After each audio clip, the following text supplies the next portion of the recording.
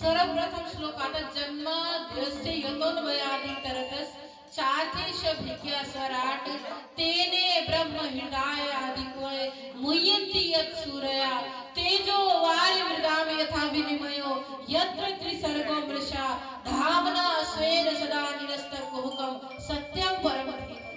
परमात्मा अजन्मा है, जन्म आदि अस्य जो कभी मरता नहीं है, जन्म नहीं लेता, सिर्फ प्रकट होता हमारी रक्षा के लिए। बोलो कृष्ण कन्हैया लाल की। हमारा पालन संस्कार उत्पत्ति करता और कैसा है, इतर जन्म लेते ही भाग पड़ा गोकुल।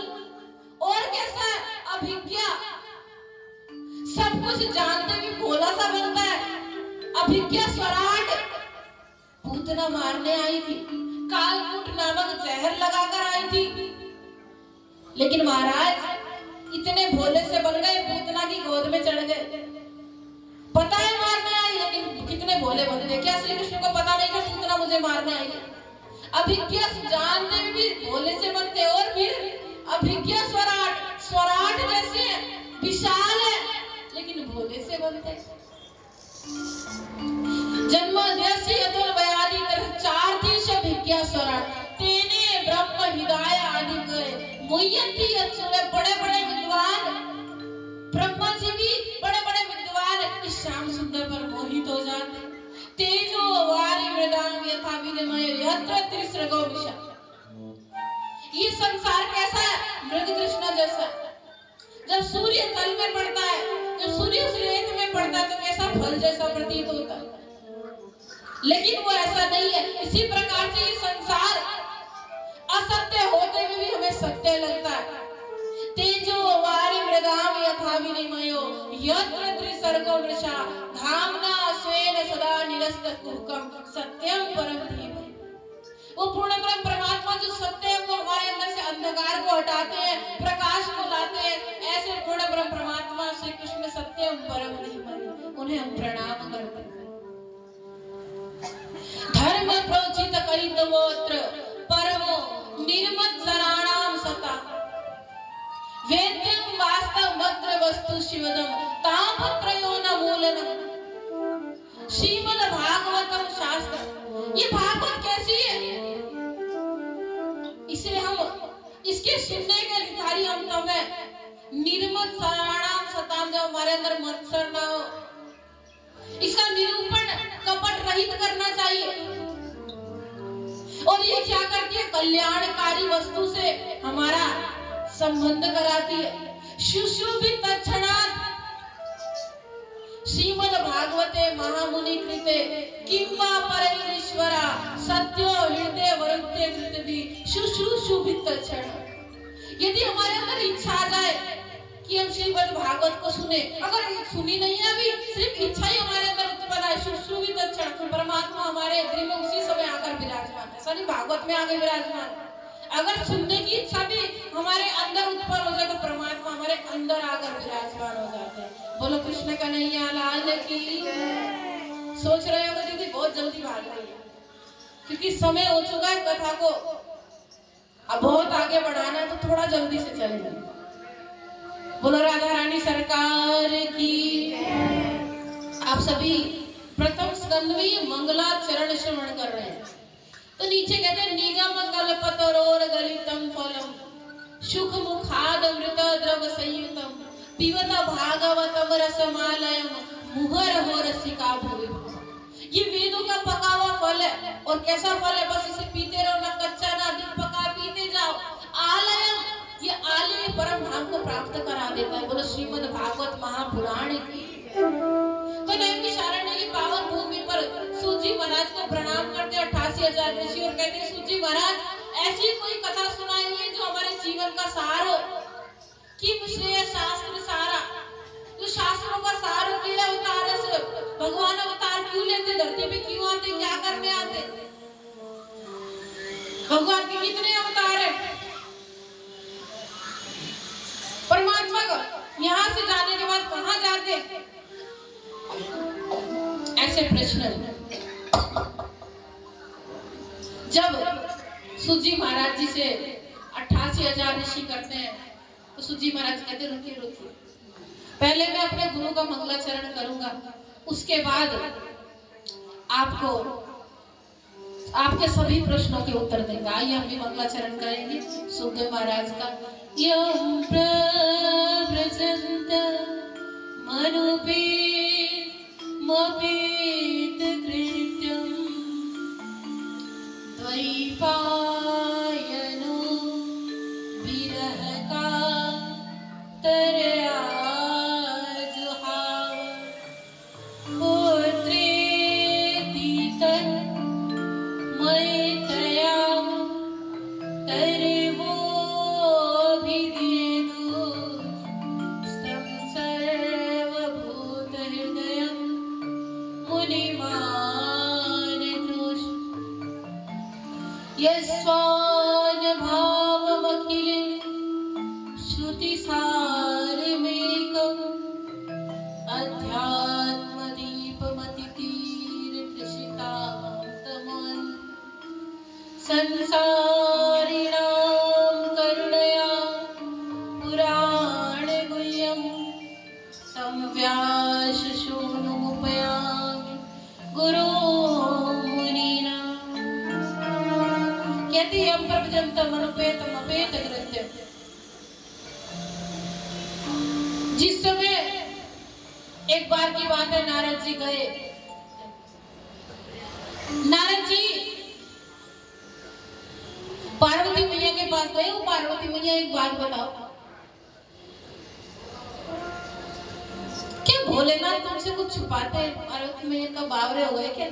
नारद जी कुछ चाय वाय पियो, कुछ दूध वाद पियो, ऐसी वैसी बात मत करो। भोलेनाथ उनका नाम ही बोला, मुझसे क्या छुपाएंगे? सच बताओ भैया। नहीं नहीं, कुछ नहीं छुपाते भोलेनाथ। सच में? हाँ भैया। तो मैया कहने लगी, अच्छा नारद जी बताओ, आपने ये बात पूछी? नारद जी बताओ, अगर कुछ नहीं छुपाते, मैया से कह रहे नारद जी, अगर आपसे भोलेनाथ कुछ नहीं छुपाते, ये जो गले में मुंडों की माला धारण की किसकी है? पार्वती जी को टेंशन हो गई, अरे ये तो मुझे बताया ही नहीं भोलेनाथ। तो आज गुस्सा होके बैठ गई। भोलेनाथ डमरू डम डम डम डम करते हुए आए। पार्वती मैया आज क्यों क्रोध में हो? अरे भोलेनाथ आप ये बताओ, आपने जो गलों में मुंडों की माला धारण की है, किसकी, किस नाम से, किसकी याद में पहनी है? अरे किसकी याद में? क्या तुम्हारी याद में पहनी है? मेरी याद में क्यों पहनी है? अरे पार्वती जी, जब जब तुम इस संसार से जाती हो, मैं तुम्हारे मुंडों को गले में धारण कर लेता हूँ तुम्हारी याद में। अच्छा, मैं मर जाती, तुमने कौन सी अमर घूटी पी रखी है? तुम नहीं मरते हो। तो जब ऐसा कहती है तो भोलेनाथ कहते मैंने अमर कथा सुन रखी है। पार्वती मैया कहती है अभी अमर कथा मुझे भी सुनना है, मुझे भी अमर होना है। जिद करने लगी। भोलेनाथ ने डमरू बजाया, पार्वती जी को बिठाया। जैसे ही डमरू बजाया, एक कीड़ा काटा, सबके सब नंदी सब बाहर हो गए। कोई अमर कथा ना सुनने, पार्वती जी को सुनाने लगे। पार्वती से कहा सुनती रहना, ओंकार हूं करती रहना, मुझे पता चले तुम कथा सुन रही। एक दिन सुनाया, 2 दिन सुनाया, 3 दिन सुनाया, 4 दिन सुनाया। जैसे ही नंदोत्सव हुआ 5वें दिन में पार्वती जी को नींद आई, सो गई। इधर एक तोता सुख कथा सुन रहा था। जैसे ही 5वें दिन की कथा सुनाने लगे भोलेनाथ, तो पार्वती जी सो गई। वो तोता हुंकारा देने लगा, हूं करने लगा। भोलेनाथ को लगा, आंख बंद करके सुना रहे थे मस्त होकर के कि पार्वती जी सुन रही है। 7 दिन तक कथा सुनाई। कृष्ण कन्हैया लाल की जयकारा लगाया। जयकारा लगाते ही आंख खोली, आंख नेत्र खुलते ही देखा पार्वती जी सो रही है। क्रोध आया, पार्वती सो रही थी तो ये हुंकारा किसने लगाया? चारों तरफ देखा तो कोई नहीं था। एक वृक्ष में देखा एक तोता सुना, तलवार निकाली और दौड़ पड़े आगे आगे, तोता पीछे पीछे। भोलेनाथ वो सुख आगे आगे दौड़ता गया। और बिट्टी का मैया सुखदेव जी की धर्मपत्नी, व्यास जी की धर्मपत्नी बिट्टी का मैया नदी के किनारे बाल पूछ रही थी। और उन्हीं के मुख में जैसे जमाई हुई मुख में वो तोता चला गया। तो पार्वती जी ने कहा भोलेनाथ को अब मत जाइए, कोई फायदा नहीं है। नहीं नहीं, आज से छोड़ूंगा नहीं, जब ये बाहर निकलेगा सब मृत्यु कर दूंगा, इसलिए हमारी कथा सुन ली। खड़े रहे। व्यास जी आए। व्यास जी ने कहा क्या हुआ भोलेनाथ जी इतने क्रोध में? वो सब घटना सुनाई। व्यास जी ने कहा आपका नाम ही भोला, आप सच में भोले। जिसने अमर कथा सुन ली, बताओ वो कैसे मरेगा? कोई फायदा नहीं खड़ा होने का। भोलेनाथ समझे अपने कैलाश लौट गए।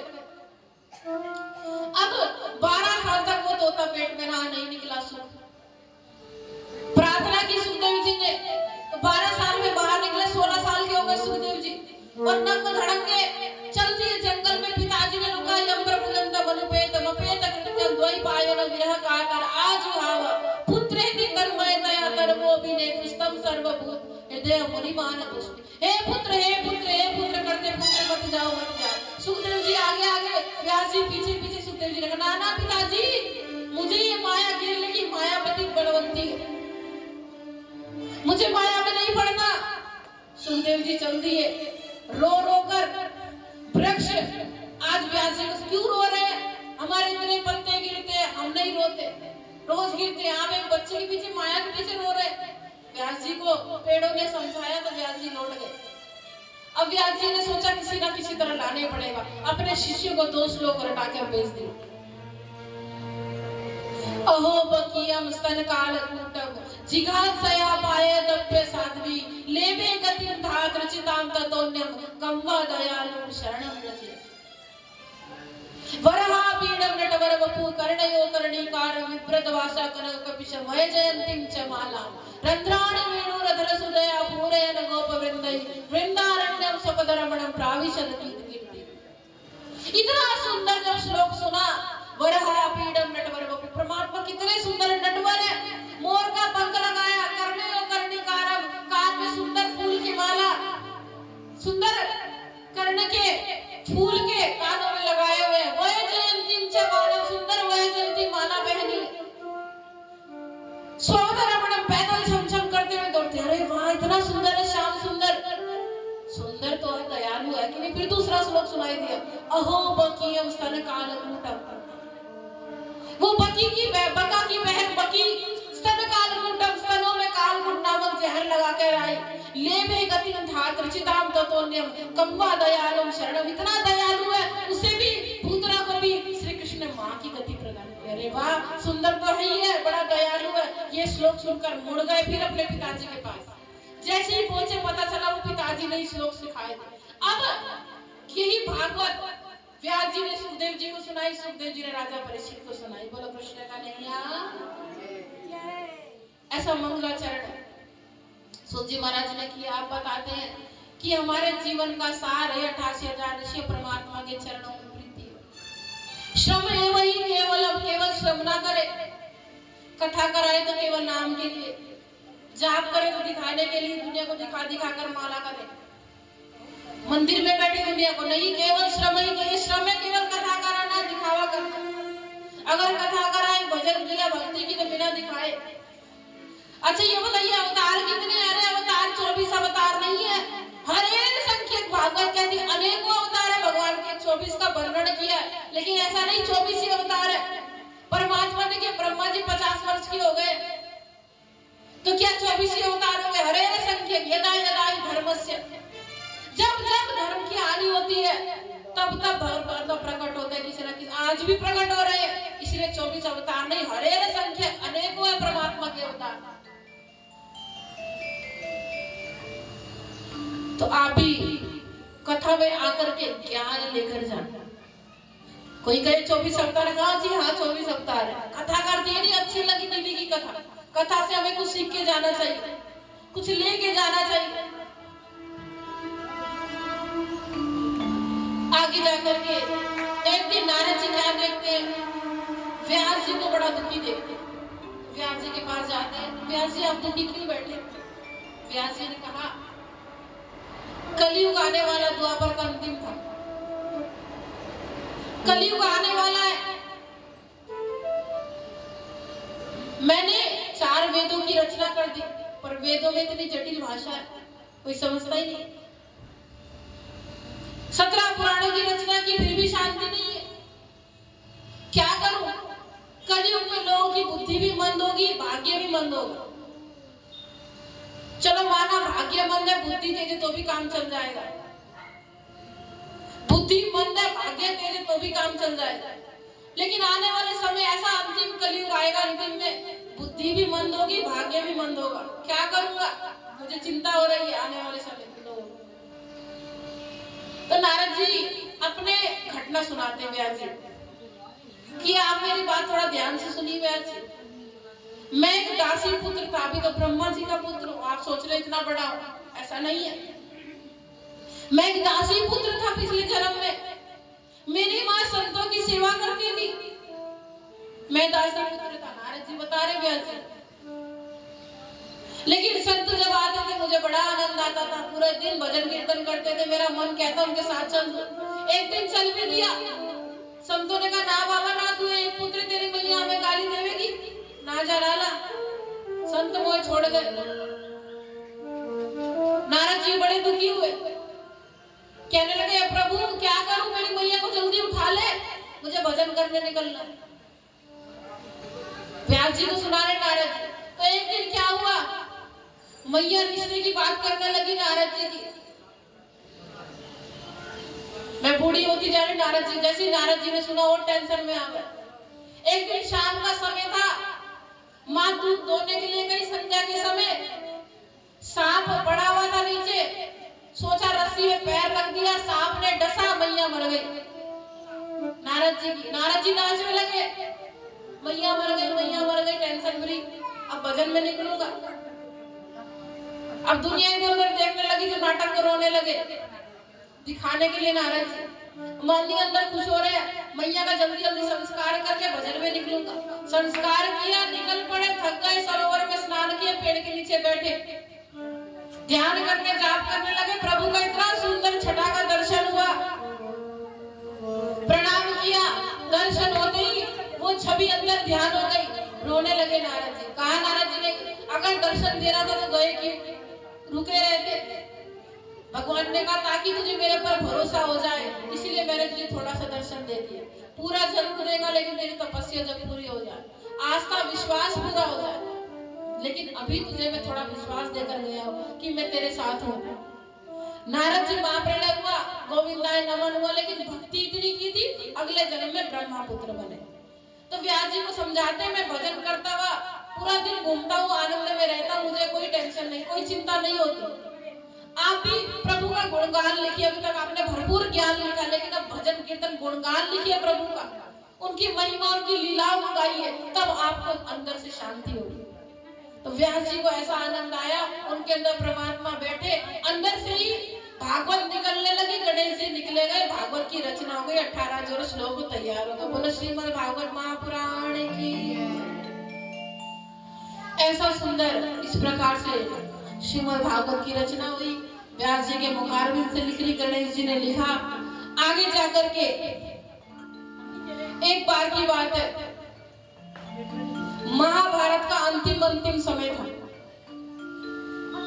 यदा अमृते को रवसृंजय नाम वीरेश्वथो वीर गतिम गतेषु भृगोदराविद गदा विमर्शो भग्नोरुदंडे धृतराष्ट्र पुत्री। महाभारत के अंतिम समय, अंतिम युद्ध में सभी कौरव मारे गए। दुर्योधन की इतनी बुरी हालत, शील को वे खा रहे हैं। धृतराष्ट्र सभी अपने शिविर में चले गए। अश्वत्थामा ने ये जब दशा दुर्योधन की देखी तो कहा तुम चिंता न करो, पांचों पांडवों के मैं सर काट के लाऊंगा। राज तिलक किया दुर्योधन ने। रात का समय था, भगवान पांडवों को विजय मनाने के लिए बाहर ले गए शिविर से। उनके 5 संतानें पड़ी हुई थी। अश्वत्थामा ने देखा नहीं, छोटे छोटे बच्चे थे, पांचों के सर काट कर बोरी में भर ले गए। दुर्योधन मैं 5 पांडवों के सर ले आया। जैसे दुर्योधन ने हाथ लगाया, अपना गलगला देखा, अरे तू पांडवों के नहीं, पांडवों के पुत्र के ले गए। तूने तो मेरे कुल को पानी देने वाला भी नहीं छोड़ा। उसी समय अधिक खुशी अधिक दुख एक साथ जब हो तो उसी समय मृत्यु हो जाती है। उसी समय दुर्योधन का गोविंदाय नमो नमः हो गया। कृष्ण का नहीं है लाल नदी। जब ये बात अर्जुन को पता चली तो अर्जुन दौड़ा हुआ गया।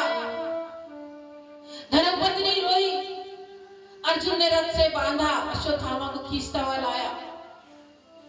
श्रीमती ने रोका, क्या कर रहे हो, ब्राह्मण की हत्या नहीं करनी चाहिए। अरे तुम मैया ऐसी बात कह रही श्रीमती, तुम्हारे 5 पुत्रों की हत्या कर दी। अरे आज जैसे मैं रो रही हूँ, उसकी माँ भी रोएगी। देखो माँ के अंदर कितनी दया होती है। मैं आज एक माँ तड़प रही है, दूसरी माँ भी मेरी वजह से तड़पेगी। ऐसा मत करो। दूसरा, ये गुरु पुत्र है, तुम्हारे गुरु का पुत्र अश्वत्थामा द्रोणाचार्य का। तो श्री कृष्ण से पूछा क्या करना चाहिए। कहा इसका ना मरने लायक छोड़ो ना जीने लायक छोड़ो। इतना अपमान कर दो ये जी ना सके। मणि निकाली, धक्के मार कर निकाल दिया। अश्वत्थामा को इतना क्रोध आया, उसने ब्रह्म अस्त्र छोड़ा, उत्तरा के गर्भ में गया और गर्भ में राजा परीक्षित थे। राजा परीक्षित को परेशानी, उत्तरा दौड़ी दौड़ी भगवान श्री कृष्ण के चरणों में पड़ी। श्री कृष्ण द्वारिका जा रहे थे, रुको रुको, चरणों में पड़ी, मेरी रक्षा करो, मेरी रक्षा करो। आपने सभी की रक्षा की, मेरी भी रक्षा करो। प्रभु चक्र गर्भ में छोड़ा, ब्रह्मास्त्र शांत किया और वो चक्र ऐसा घुमा जैसे लगता हो गधा है हनुमान जी का। राजा परीक्षित ने दर्शन किया, चक्र शांत हुआ, राजा परीक्षित की रक्षा हुई। समय आया, राजा परीक्षित का जन्म हुआ। इधर उधर देखने लगा, वो प्रभु कहाँ है जिसने मेरी रक्षा की थी। उसका नाम ही परीक्षित पड़ गया। एक दिन अपने कुल का इतना नाम सुना था, पांचों पांडवों ने परीक्षित का टीका कर, राज्याभिषेक कर राज्य पर बधराया। राजा बना करके हिमालय पर जाकर परमात्मा को प्राप्त हुए।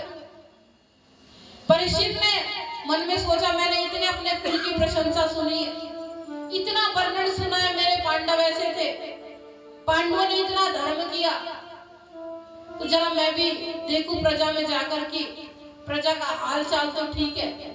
हमारी कुल के जाए प्रजा के घूमने के लिए गए, चारों तरफ देखा, बड़ा गुणगान सुनने को मिला अपने पूर्वजों का। तो एक तरफ अचानक से क्या दृश्य देखा राजा परीक्षित ने, एक दुष्ट गाय और बैल को मार रहा है। राजा परीक्षित को इतना क्रोध आया, दौड़े मारने के लिए। वो कली चरणों में पड़ गया, दुष्ट कली। हे राजा परीक्षित, मेरी रक्षा करो, मुझ पर कृपा करो, मैं ऐसा दोबारा नहीं करूं। कहां जाऊं मैं, कहां जाऊंगा? तो उन्होंने कहा द्वितम पानम, जहां पर जुआ खेला जाता हो, हिंसा की जाती हो, लंपट पुरुष हो, वहां तेरा स्थान होगा, गली जा, तुझे छोड़ता हूं, तेरा स्थान। अरे कोई तो अच्छा स्थान दो राजा परीक्षित, आप तो राजा है, दयालु है। तो कहा तेरे अंदर गुण क्या है जो तुझे अच्छा दो? उसने कहा मेरे अंदर यत् फलम नास्ति तपसा न योगेन तत् फलम लभते समो कलो केशव कीर्तना।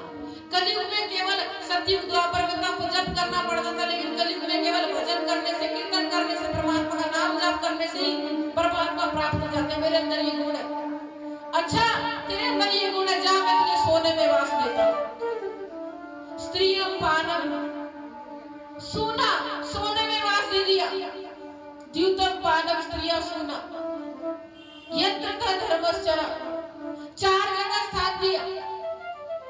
अब जैसे ही सोने में वास दिया, कली सोने में विराजमान हो गया, लेकिन इसका मतलब नहीं सभी सोने में कली विराजमान। जहां पर मार काट करके, हिंसा करके, चोरी से किसी का मन दुखा कर सोना लाया जाता, वहां कली प्रवेश कर जाता सोने में, सभी सोने में नहीं। लेकिन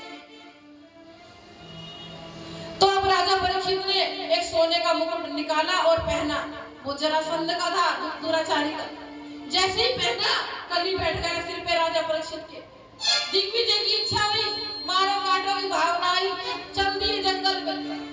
प्यास लगी, प्यास लगते ही शमीक ऋषि के आश्रम में गए और शमीक ऋषि ध्यान में बैठे थे, मौन बैठे, जाप कर रहे थे। सोचा ये पाखंडी है कि सच्चा बाबा। मरा हुआ सांप गले में डाल दिया, शमीक ऋषि हिले नहीं। अब जैसे ये बात उनके पुत्र श्रृंगी ऋषि को पता चली, आकर के देखा, श्राप दे दिया, जल उठाया। आज के 7वें दिन तक्षक नाम से राजा परीक्षित की मृत्यु हो जाएगी। जैसे श्राप दिया, श्रृंगी ऋषि की आंख खुली, अरे पुत्र तूने क्या कर दिया? राजा परीक्षित सम्राट, इतना दयालु राजा, जिसके साक्षात परमात्मा ने गर्भ में आकर रक्षा की, तूने उसे 7 दिन में मरने का श्राप दे दिया। तूने ये बड़ा गलत काम किया। अपने शिष्य को भेजा गोमुख नाम के, जाओ राजा परीक्षित को सब घटना बताओ। जाकर शिष्य ने बताया आपको 7 दिन में श्राप लगा है मरने का। सारा राजपाट राजा परीक्षित उसी समय त्यागा, जन्मेजय का तिलक किया अपने पुत्र का और चल दिए। सब कुछ त्याग कर कि 7 दिन में मैं क्या करूंगा। अब 7 दिन में सब त्याग करके भजन करके परमात्मा को, कोई मुझे सच्चा संत मिल जाए उस संत से मैं मुक्ति का मार्ग खोज करके परमात्मा को प्राप्त करूंगा। अब राजा परीक्षित को श्राप लगने के बाद राजा परीक्षित कहाँ गए, किसने उन्हें मुक्ति का स्थान बताया, कौन से स्थान पर गए, ये कथा हम सभी कल श्रवण करेंगे। बोलो कृष्ण कन्हैया लाल की। आप सभी कल की कथा में